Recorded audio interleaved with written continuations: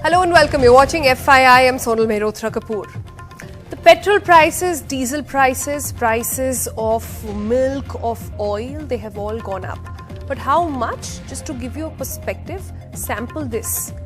In just about 300 days, 283 to be precise, petrol prices went from 75 to 104. Diesel prices, just 283 days, went from 67 to 93. Since the 1st of January this year, petrol has been up 25% and diesel up by 26%. Why is that happening? When all of us know by now that the crude oil prices have actually gone down. What is this leading to? What is expected to be a cascading impact of this?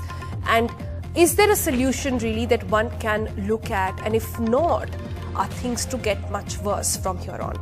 That's our discussion on FYI. Let's get started with our explainer. We thought first let's tell you and bring you up to speed with what exactly is the price of petrol and diesel when it comes to the top metros in the country. In Delhi, for example, petrol at the moment is 104.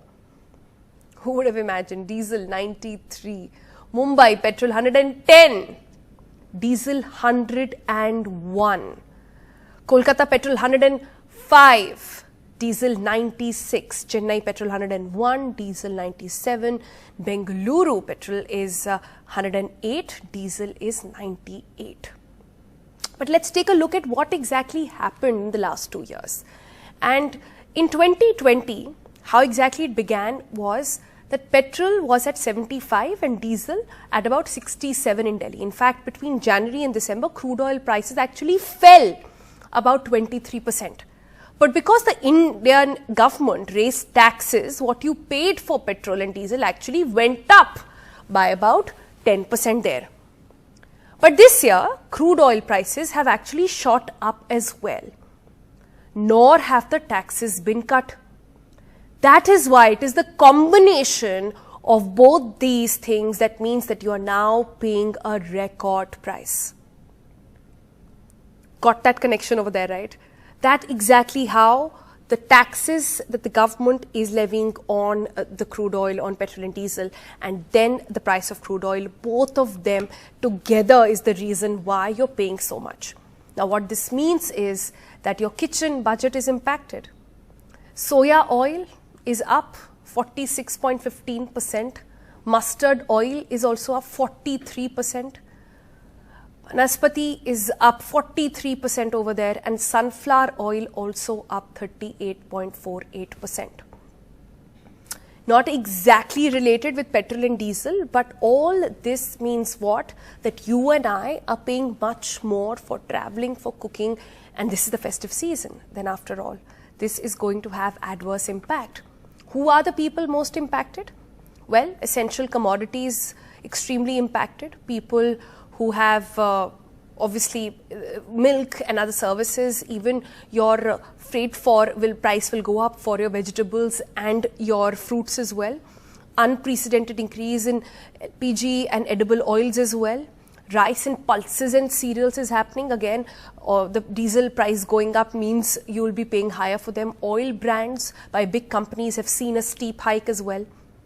And of course, all those with personal vehicles are directly impacted. They are the number one people who get impacted. Increase in commodity prices like food, medicines, FMCG products also. Surge in edible oil, surge in online delivery charges. Such an essential part of your household budget these days. Rise in public transport charges as well. Vehicle sales may see a dip now in this season where lots of new cars are being launched and it's Diwali season and people want to buy, etc. But people again thinking, with these prices, well, how do you do that? And consumers again suffer with low disposable income and high taxes as of this moment. Already pandemic breaking their back when it comes to finances. Fuel price inflation, again, that means hurts your overall inflation. And the question then is, will the government control these prices? Since they're controlling the prices even now, but they're ready to wait it out and see how exactly does it impact inflation. All right. So that is something that one has to keep in mind. There are lots of permutation and complex problems to solve when it comes to solving the price issue in times like these we live in. But we try to sort of decode that for you on the program, and that's why we've got an excellent panel really to give you insight on how it's done and what is it that the government is thinking, and then what should be your expected price on these things in the coming months. R.S. Pandey, who is a former Petroleum Secretary, joins us today. Also with us is Ray Dhanwal. He's an expert on oil and energy. Joining us today is Sanchita Mukherjee, back with us on FYI to give us more insight into how the macro management of it all really works, and she will really cut it down to the basics for us.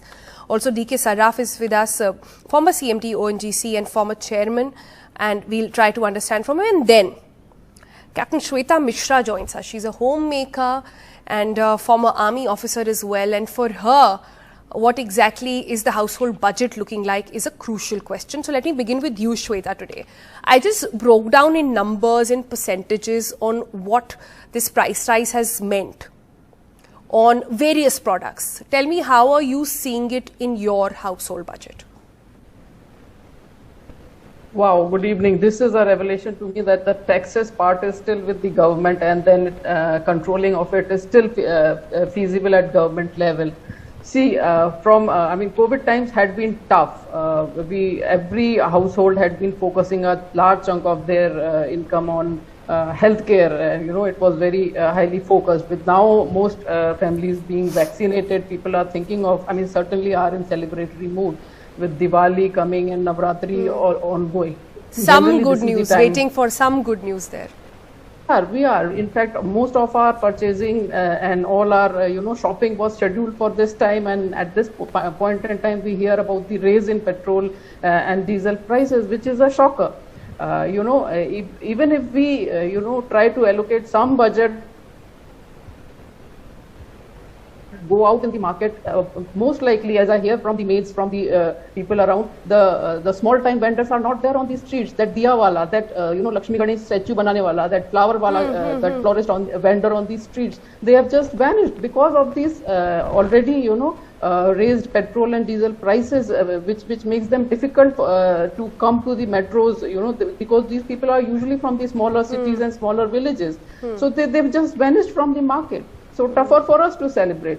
Moreover, this is the time, you have already mentioned that this is the time we in Hindus plan our upgrade of equipment. Dhanteras is the time when our electronic gadgets and equipment look for an upgrade, whether it is a mobile, whether it is a mixie, microwave, even the vehicle like you mentioned. So this is the time when we look for, better versions of it. But with the petrol hike, it will have certainly the multiplier effect, and we will have to have a second thoughts whether we should go for it or not. And right. Hearing that the things are still in the hands of government, wherein, last year the taxes were increased and they can still be taken back, and, power can be given in the hands of the consumer, then I think there is a silver lining where government can act and help us out. So that's all right, Shweta, you've brought in a beautiful perspective, not just of how you're managing your own kitchen, but also what you're seeing on the street. So crucial to understand how at multifold levels we're actually seeing the pandemic still have an impact on the economy. And then that's why many are asking, is this the right time to be levying these taxes? Let me take that question to Mr. R.S. Pandey, former Petroleum Secretary, joining us. Mr. Pandey, there are several people like Shweta who are asking the same question today. Why now? Do you have an answer? Yes, petrol and diesel prices have reached unprecedented level, as you rightly said. And why it is so?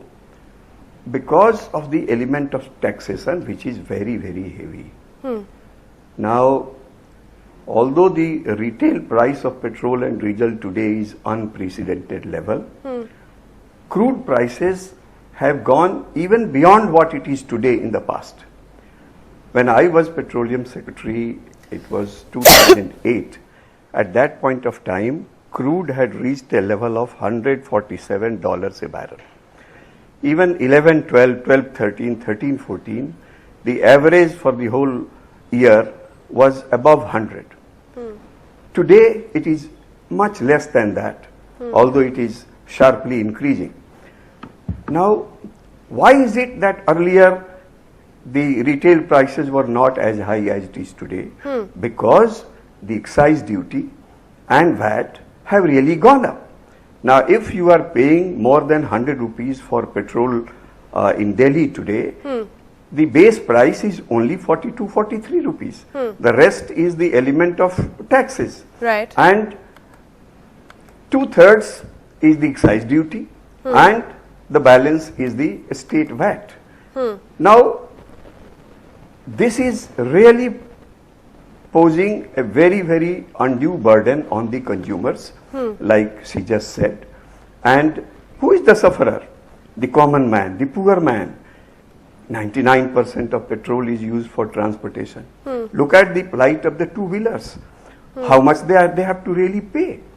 So, for the alleviating the distress on the common man, it is necessary that the duties have to be brought down.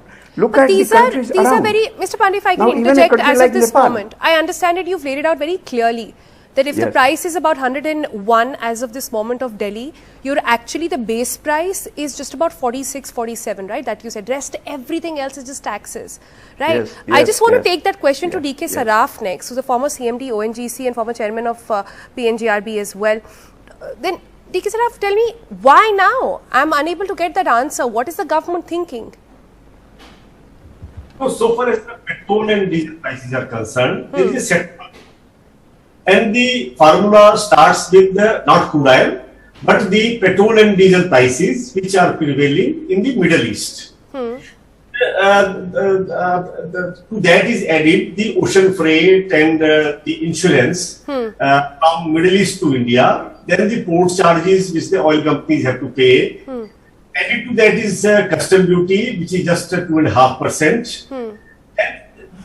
Then the normal freight, etc., the normal expenses of the oil companies, which they have to pay, and the return on their capital employed, the dealer commission, all that has to be added. And it's a set formula. And it's not something which is there, something new. And to that is added then the excise Yeah, that's duty. understood. But I'm saying why this amount of taxation at a time like this, when festivals are upon us and all of us, especially after the second wave, like Shweta just put it out, are just waiting for one reason to smile, really.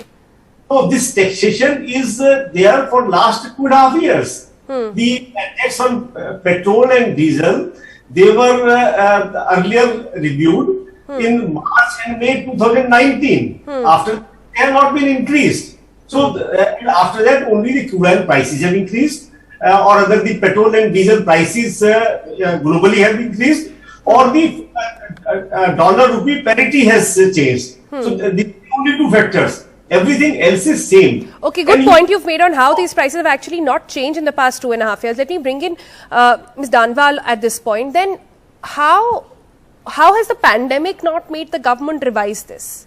No, yeah. So I'll come back to you, sir. Let Shubhnati Ray Danwal please respond to that, please. Well, that's Shubhanti Ray Danwal. Yeah. Anyway, actually, good evening. See, during the pandemic, till April 2020, the price of oil per barrel was just about $12. Suddenly, you find that demand has shot up, and that was because demand had fallen drastically. There was oversupply in the market.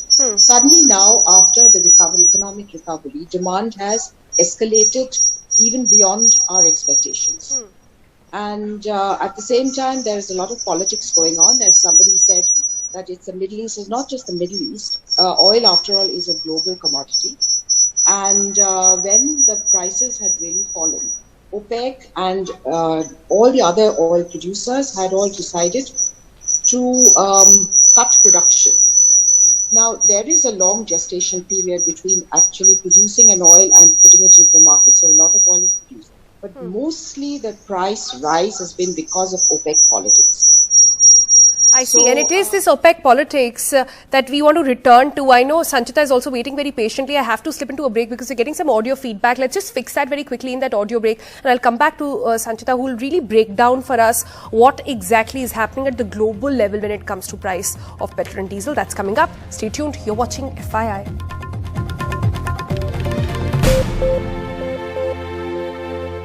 Welcome back. Let's go back to our panel. Let's go to Sanchita now. Sanchita, you've been listening in patiently about how we've discussed. What have we got so far? We've got that most of the money that you're paying for your petrol and diesel is actually taxes. What we've also understood is that there was no change in the taxes and the same thing remains which was in place before the pandemic. So there is no pandemic change either. But third, what we need to understand now is there a global factor at play and how exactly this trade of oil really happens? Just break that down for us, please. Absolutely. Very happy to. Thank you, Sodal. So very interestingly, oil prices have been all over the place. If one were to look at, say, 2012, it was $111, right? NYMEX was 120. Post which there was a huge pricing war which happened between Saudi Arabia and US shale, because US shale was at a production high. Saudi Arabia browbeated US to almost $43 in 2016, right? If you were to see India's slowdown, which happened in the year 2018 onwards, what was the oil prices then? It was barely around 66. Right, but the economy was slowing for some other reasons at that point in time, essentially credit growth, bad loan on books and all of that. So oil prices is very, very cyclical. It is completely geopolitical in nature, and it is all about having pricing control. If you are to see, a lot of people don't understand, say oil producing countries of the world, which are the largest, is actually United States of America, #1. It is also the #1 oil consuming nation of the world. Right? So it is very complex. Second oil producing nation would be Saudi Arabia, Russia, Canada, China. China, again, it's the 5th largest oil producing country of the world, but the 2nd largest oil consuming country, followed by India. Now, why does this happen? You would say, okay, United States of America turned net exporter of oil last year, 2020, but they're also the largest importer. How does this happen? It happens because they understand that oil is a depleting resource, right? It may not be available, say 20 years from now onwards. You know, all countries of the world can go for, say, EVs, mobility with solar, fueled by solar power, right? So all of them want to make hay while the sun shines, right? For that, they need to have pricing control.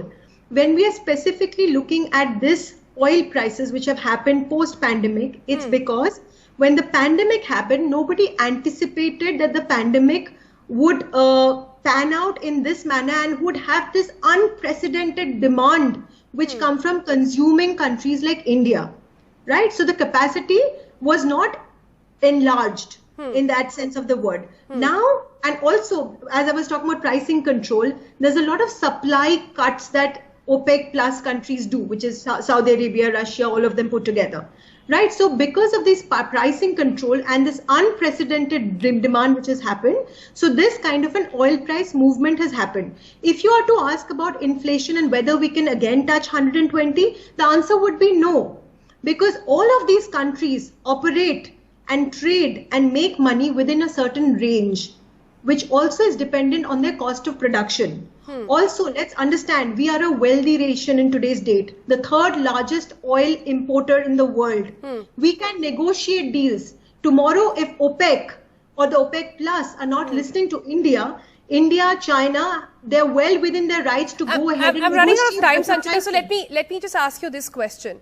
Then instead of raising taxes, which you and I will pay, can the government of India actually negotiate a better price for the basic crude oil? Is that what you're suggesting? And they've done so. Absolutely. And they've done so in previous years. See, because let me come down to the taxes. Taxes are very important. The dividend income from oil marketing companies, the taxes, these are very important for the government to ramp up its revenue, which is important in a pandemic year because the government doesn't have spending, right? If you are to look at just the central government, look at even the state governments. State governments have all increased their VATs.